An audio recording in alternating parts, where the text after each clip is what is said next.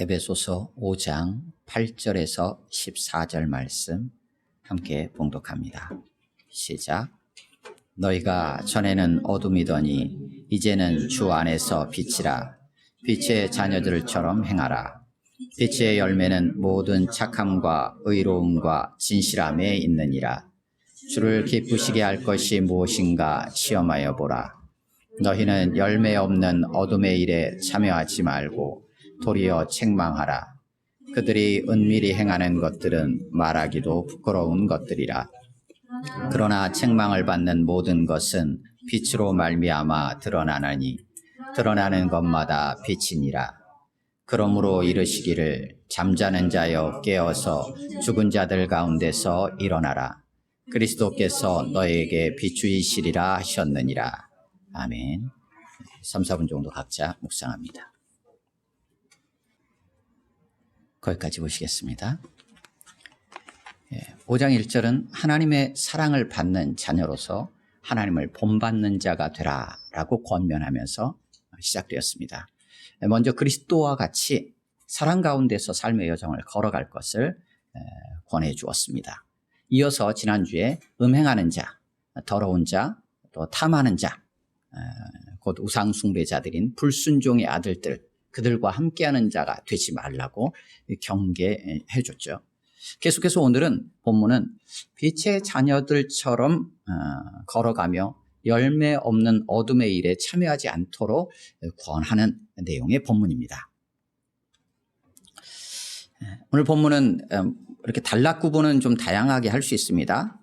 오늘 본문 8절을 7절하고 연결해서 이해할 수도 있고요. 근데 일단은 흐름상으로 그냥 자연스러운 걸로 하나를 선택해서 같이 나누는 겁니다. 8절에서 10절까지는 먼저 빛의 자녀들처럼 행하라, 걸어가라 라는 내용이 흐름이고요. 11절에서 13절까지는 열매 없는 어둠의 일을 이제 참여하지 말고 드러내라. 14절에서는 그 근거처럼 보이는 내용을 기록해 주고 있습니다. 먼저 8절입니다. 8절 같이 읽겠습니다. 시작. 너희가 전에는 어둠이더니 이제는 주 안에서 빛이라. 빛의 자녀들처럼 행하라. 7절까지 해서 그러므로 그들과 함께 하지 말아라. 함께하는 자가 되지 말아라 라고 권했었죠. 그들이라고 하는 것은 6절에 나오는 불순종의 아들들이고 그 불순종의 아들들이 행하는 모습은 3절부터 6절까지 쭉 나오는 것처럼 음행, 또 온갖 더러운 것, 탐욕 이런 것들이었어요. 그리고 추잡하고 더러운 말들, 또 혹은 희롱하는 말들, 이런 부분들을 행하는 이들, 또 그리고 그런 일에 함께하도록 헛된 말로 이렇게 속이는 모든 그런 이들, 하나님의 나라를 기업으로 얻지 못한 이들, 그들이 하는 것처럼 그들과 함께 동조하며 그 일을 하는 자가 되지 말라라고 권했었죠. 왜 그러느냐라고 7절에 대한 이유로도 이해할 수 있어요. 8절 초반을. 전에는 너희가 어둠이더니 이제는 주 안에서 빛이기 때문이다 라는 거예요. 왜 불순종의 아들들과 함께하는 자가 되지 말아야 하느냐? 그 이유는 너희가 이제는 어둠이 아니고 빛이기 때문이야 라는 얘기예요. 그러면서 뒤쪽하고도 연결해요. 너희가 전에는 어둠이었고 지금은 주 안에서 빛이기 때문에 그럼 어떻게 하느냐? 그들과 불순종의 아들들과는 함께하는 자가 되지 말고 빛의 자녀들처럼 행해야 하는 거야 라고 8절에서 안내해 주는 거예요. 여기 8절에 나오는 행하라 라는 것은 2절에 나오는 사랑 가운데서 행하라 라는 거하고 같은 단어예요. 그러니까 걸어간다는 거예요. 삶의 여정을 걸어간다는 것이고 살아간다는 것이며 구체적인 행동에 초점을 맞추면 행한다 라는 것으로 우리가 이해할 수 있는 표현입니다. 그래서 빛의 자녀들처럼 걸어가라 라는 거죠. 그러면서 9절에서 열매에 대한 얘기를 하는 거예요. 빛의 열매가 무엇이냐? 빛의 열매는 모든 착함, 의로움, 그리고 진실함에 있기 때문이다 라는 거예요. 앞부분에서 3절에서 이제 쭉 3절부터 7절까지 나오는 것들은 불순종의 아들들에게서 나타나는 어떤 모습들에 대한 얘기들을 쭉 얘기했었는데 9절에서는 빛의 열매로 나타나는 것들이 어디에 속해 있는지에 대한 것을 설명해 주고 있어요. 그렇기 때문에 빛의 자녀들처럼 행하라는 거예요. 또한 10절에서는 빛의 자녀들처럼 행해야 되는데 그 걸어갈 때 무엇을 해야 되는가라는 것을 10절에서 또 설명해 줘요. 주를 기쁘시게 할 것이 무엇인지 시험하여 보라. 검증하고 확인해라. 혹은 면밀하게 살피면서 분별해라. 라는 거예요. 그러면서 빛의 자녀들처럼 걸어가라는 거예요. 어떤 것이 과연 빛의 열매를 맺을 수 있는 것인지, 어떤 것이 주님께 받아들여지고 주를 기쁘게 할 수 있는 것인지 살피면서 검증해 가면서 그렇게 걸어가라 라고 안내해주고 있습니다. 그러면서 이제 앞에서 얘기했던 어둠과 관련된, 어둠의 열매와 관련된 얘기를 11절부터 쭉 다시 풀어갑니다. 그래서 11절에는 열매 없는 어둠의 일에 함께 참여하는 자가 되지 말라는 거예요. 함께 참여하지 말라는 거예요. 그리고 오히려 책망하라, 드러내라, 폭로해라, 뭐 이렇게 이해할 수도 있어요. 그렇게 하라는 거예요. 왜 그러느냐? 그들이 은밀히, 불순종의 아들들이 은밀하게 행하는 것들은 말하기도 부끄러운 것들이기 때문이다. 그렇다라는 거예요. 그러면 드러내야 되는 거는 왜 드러내야 되느냐? 왜 책망해야 되느냐? 책망받는 모든 것이 빛으로 말미암아 드러난다. 빛으로 말미암아서 드러나는 모든 것이 결국은 확연하게 보일 수 있게 된다라는 거예요. 그래서 보이는 것마다 다 빛이기 때문에 그래서 드러내고 책망해야 한다라고 안내해 줍니다. 그러면서 하나의 구절을 14절에서 인용합니다. 잠자는 자야 깨어라. 깨어나라. 죽은 자 가운데서 일어나라. 그리스도께서 너에게 비추이신다. 라고 이어지는 본문이 오늘 본문입니다. 8절부터 우리가 좀 한 절 한 절 보기 원합니다. 오늘 본문을 이해하는 데 있어서 오늘 본문은 크게 두 가지로 이해할 수 있습니다. 하나는 이 앞쪽 말고 이제 뒤쪽으로 넘어가면서 이해를 이것은 어둠인 자들이 빛으로 이렇게 변화되어지는 것과 관련돼 거기에 초점이 있는 내용이다라고 이해하는 그런 측면이 하나 있고요. 또 하나는 믿는 자로 빛인데 미성숙한 빛 가운데 있는 자들, 빛의 열매가 없는 자들을 빛의 열매를 맺는 자들로 성숙하도록 이끄는 것과 그것에 강조점이 있는 본문이다. 이렇게 크게 두 부분으로 좀 관점이 나누어집니다. 하지만 이 시간 나눌 때는 그냥 두 가지를 같이 생각하면서 나누려고 합니다. 8절입니다. 다시 한번 8절 같이 읽습니다. 시작. 너희가 전에는 어둠이더니 이제는 주 안에서 빛이라. 빛의 자녀들처럼 행하라. 정체성이 무엇인지를 상기시켜 준 거예요. 그것을 근거로 해서 적극적인 권면을 지금 기록하고 있습니다. 전에는 어둠이었다라는 거예요. 하지만 이제는 빛이다 라는 거죠. 이미 앞에 2장 1절부터 쭉 7절까지 10절에서 앞에서 밝혔었어요. 너희가 허물과 죄로 죽어 있었던 너희가, 전에는 너희가 그 가운데서 행했었다. 하지만 이제는 아니다. 하나님께서 그 큰 사랑을 인하여 그리스도와 함께 너희를 살리셨다. 함께 그리스도와 함께 일으키셨다. 함께 하늘에 앉히셨다. 새롭게 지음받은 자이다 라는 거예요. 전에는 죽어 있었지만 이제는 생명 있는 자라는 거예요. 전에는 어둠이었지만 이제는 빛이라는 거예요. 그렇게 선언해주고 있습니다. 너희가 어떤 자인지를 상기시켜주는 거죠. 그러기에 어떤 자의 삶으로 살아야 되느냐라는 것들을 안내하기 위해서 이것을 상기시키는 거예요. 앞에서 나왔던 것처럼 하나님의 나라에서 기업을 얻지 못한 자가 어둠이에요. 어둠은 하나님의 나라에서 기업을 얻지 못해요. 그리고 그들은 하나님의 진노 아래 놓여있는 불순종의 아들들이에요. 그들이 어둠이에요. 너희는 아니라는 거예요. 빛이라는 거예요. 근데 빛인데 어떤 테두리가 있어요. 그게 뭐냐면 주 안에서 빛이라는 거예요. 다시 말하면 주님과 연합한 관계 속에 그 테두리 안에서 빛이라는 거예요. 주님을 벗어나면 빛이 아니에요. 주님을 벗어나게 되면 외인이고 이방인이고 하나님 나라의 밖에 있는 자가 되는 거예요. 주 안에서 빛이, 주님과 연합된 관계 속에서 빛이에요. 주님으로 인해 빛이라는 거예요. 주님은 이미 나는 세상의 빛이다 라고 말씀하셨어요. 주님 그렇게 말씀하셨어요. 그렇게 주님을 비치신 주님의 그 빛을 비추임 받고 주님을 따라가는 자 역시 너희는 세상의 빛이다 라고 또 말씀하세요. 그 빛이라는 거예요.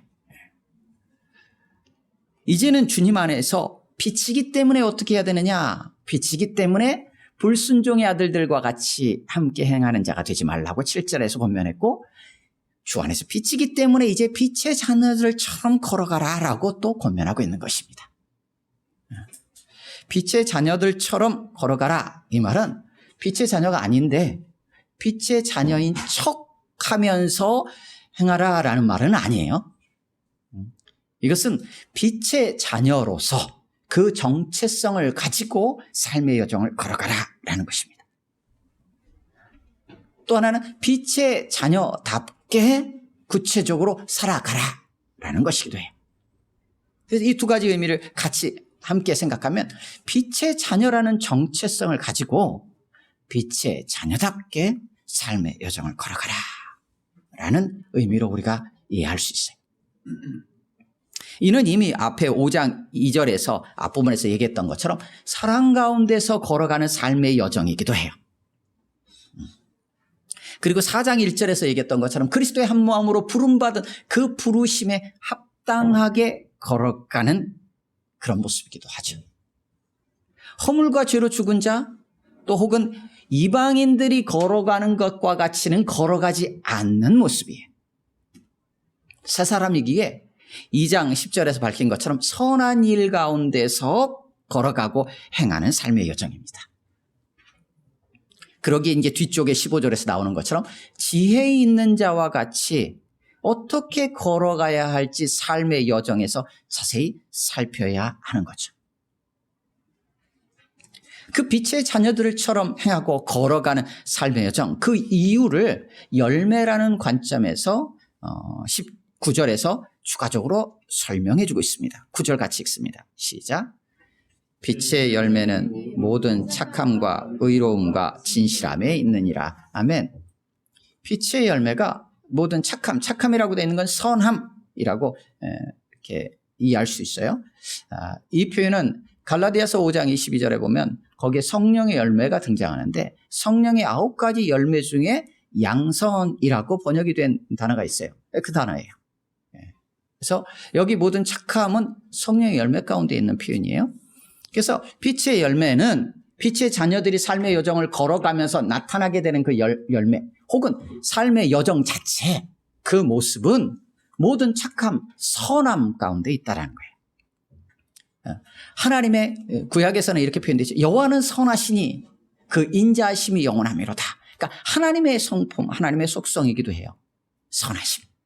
하나님의 인자하심과 관련되어 있죠. 이것은 어떤 무언가를 행할 때의 어떤 마음이나 태도, 자세 혹은 어떤 방향성과 관련되어져 있는 그런 표현처럼 보입니다. 앞에서는 3절에서 7절까지 나타난 불순종의 아들들의 모습 혹은 우상숭배자들, 하나님의 나라를 기업으로 얻지 못한 자들, 하나님의 진도 아래에 있는 자들은 어떻게 하느냐? 자신을 위해 타인을 희생시키는 방향으로 무언가를 행해요. 그런데 빛의 자녀들, 빛의 열매는 어떻게 나타나느냐? 착함, 선함이라는 것은 타인을 위해 자신을 희생하고 자신의 것을 기꺼이 내어놓는 방향으로 나타난다는 거예요. 의로움이라고 표현되어 있죠. 의로움, 의예요. 의. 하나님 보시기에 합당한가라는 거죠. 의는 오직 믿음으로만 얻을 수 있어요. 믿음으로 말미암아 의롭다고 여기시는 거예요. 그래서 하나님과의 관계에서 하나님께서 어떻게 보시냐? 의롭다, 합당하다, 옳다라고 보시는 것은 오직 믿음이에요. 하나님과의 관계가 바로 서 있어서 그 하나님을 향한 관계 속에서 그 믿음 아래 행하는 것이 의로움이에요. 빛의 열매는 그렇다라는 거예요. 또 하나는 진실함이라고 되어 있는 건 진리라는 단어이기도 해요. 진리, 진실함. 기준이 있다는 거예요. 거짓이 아니라는 거예요. 거짓. 불순종의 아들들을 따라가고 그들처럼 행하는 그들은 거짓, 사단, 마귀, 거짓의 아비인 사단, 마귀를 따라서 행하게 되죠. 그리고 헛되고 허탄하고 허망한 것을 품고 말하고 행하죠. 하지만 빛의 자녀들은 진리, 진실함, 참되신 하나님에 기준하여서 행할 것을 판단하게 되죠. 9절에서 빛의 열매는 모든 착함과 의로움과 진실함이다라고 말하지는 않았어요. 그러면 그거 세 개에 제한되는 것처럼 보이잖아요.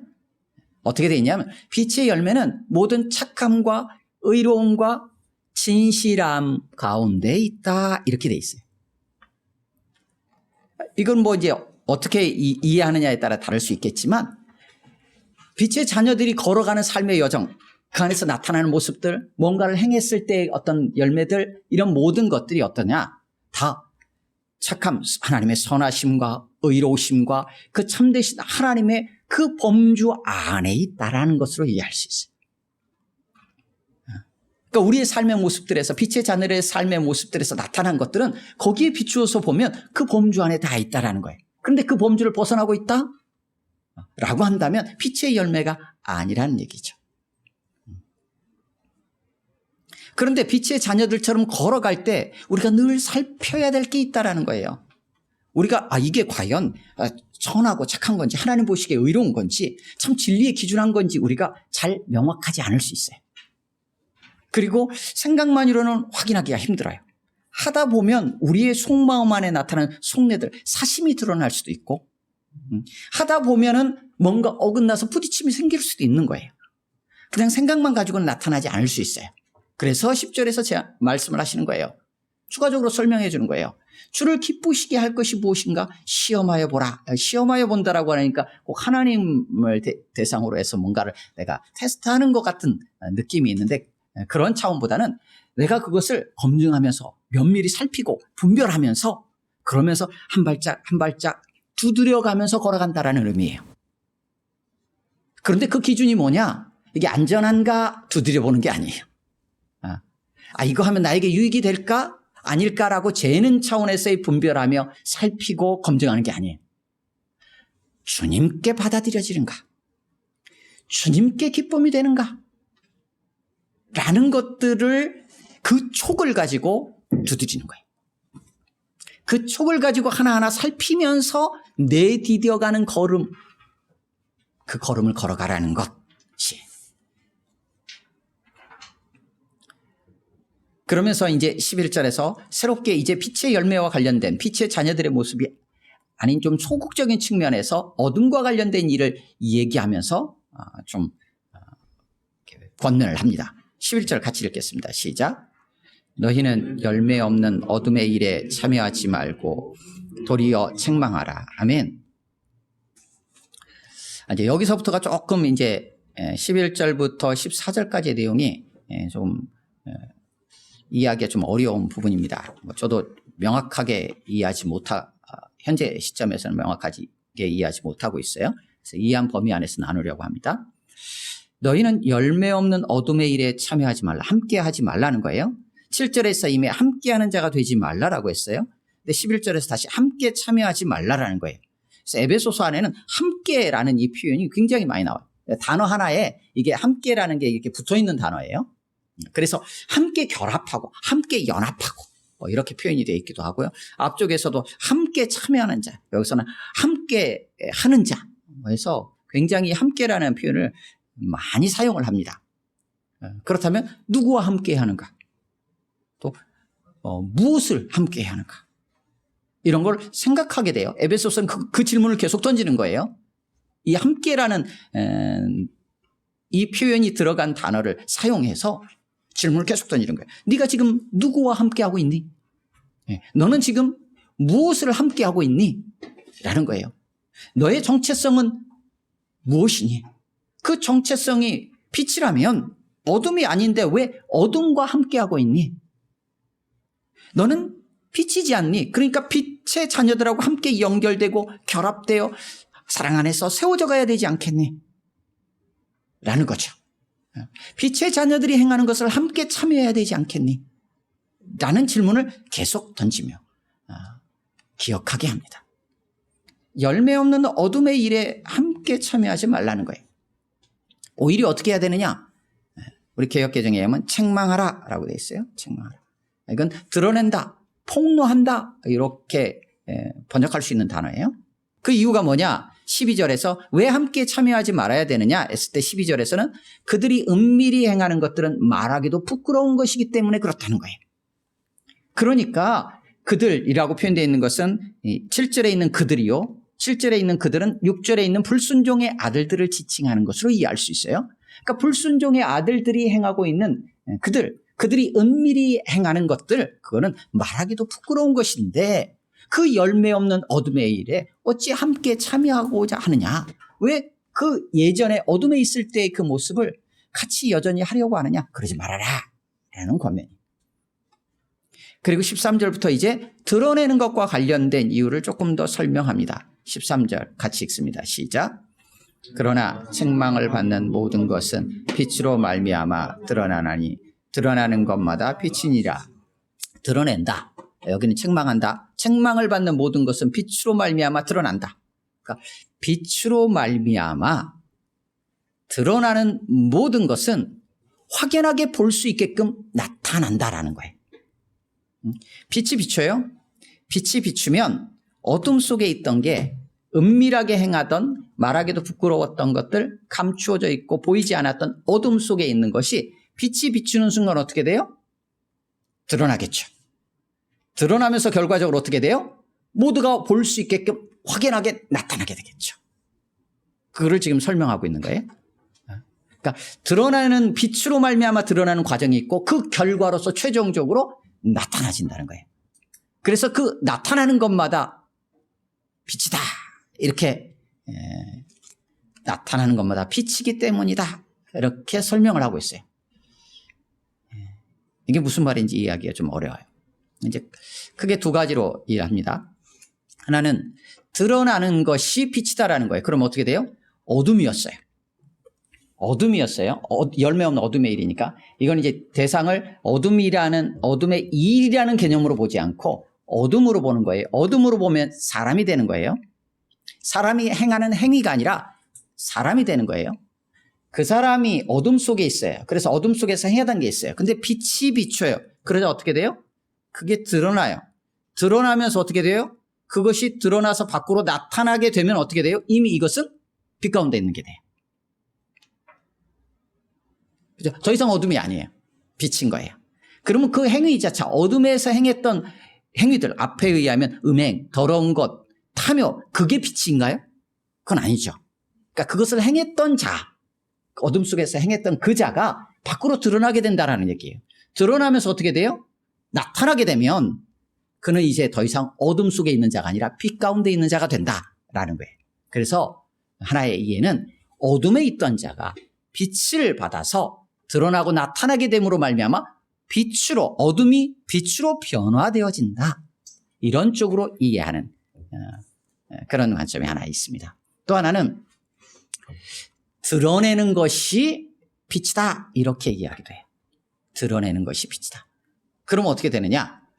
어둠에 있던 것, 이 어둠 속에서 이제 앞부분 11절부터 다 드러나는데 누구를 대상으로 이해하는 거냐면 어둠에 있는 자들을 대상으로 얘기하고 있는 게 아니라 어둠이 아니라 빛에 있는데 어둠의 일을 잡고 관심 가지고 그 일을 하려고 하는 자들을, 그들을 어떻게 되냐? 빛으로 말미암아 빛인데 어둠의 일을 하는데 빛으로 말미암아 그 모습이 자꾸 드러나요.